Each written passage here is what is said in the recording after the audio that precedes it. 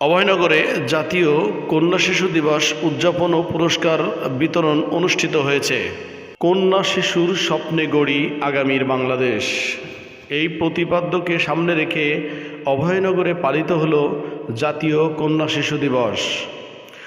অভয়নগর উপজেলা মহিলা বিষয়ক অধিদপ্তরের আয়োজনে সারা দেশের ন্যায় 30শে সেপ্টেম্বর সোমবার সকাল 11টায় উপজেলা পরিষদ সভাকক্ষে মহিলা বিষয়ক কর্মকর্তা রাজকুমার পালের সভাপতিত্বে অনুষ্ঠিত হয়। প্রধান অতিথির বক্তব্য রাখেন অভয়নগর উপজেলা নির্বাহী অফিসার জয়দেব চক্রবর্তী। বিশেষ অতিথির বক্তব্য রাখেন নোয়াপাড়া প্রেস ক্লাবের সভাপতি নজরুল ইসলাম মল্লিক, উপজেলা কৃষি কর্মকর্তা লাভলি খাতুন, মাধ্যমিক শিক্ষা অফিসার শহীদুল ইসলাম, প্রকল্প বাস্তবায়ন কর্মকর্তা মুশফিকুর রহিম, সমাজসেবা কর্মকর্তা AFM ওয়াহিদুজ্জামান, যুব উন্নয়ন কর্মকর্তা মোহাম্মদ আরব আলী, উপজেলা স্বাস্থ্য কমপ্লেক্স কর্মকর্তা তাওসিন রেজা। এছাড়াও বক্তব্য রাখেন শিক্ষার্থী আফরোজা আক্তার লিজা ও ফাতেমা সাকিব লিরা প্রমুখ।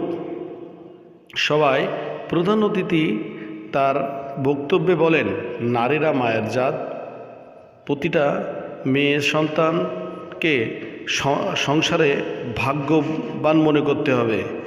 এটা সম্পূর্ণ প্রদত্ত আল্লাহর দান।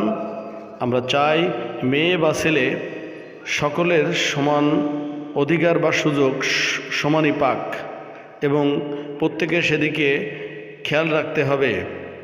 এ সময় উপজেলার বিভিন্ন মহিলা বিষয়ক অধিদপ্তরের আওতায় কিশোরী ক্লাবের মেয়েদের মধ্যে প্রতিযোগিতায় অংশগ্রহণকারী বিজয়ীদের হাতে পুরস্কার তুলে দেওয়া হয়। পুরো অনুষ্ঠান সঞ্চালনা করেন দেবাশিস দাস নান্টু। জাকির হোসেন হৃদয়, অভয়নগর সমাচার।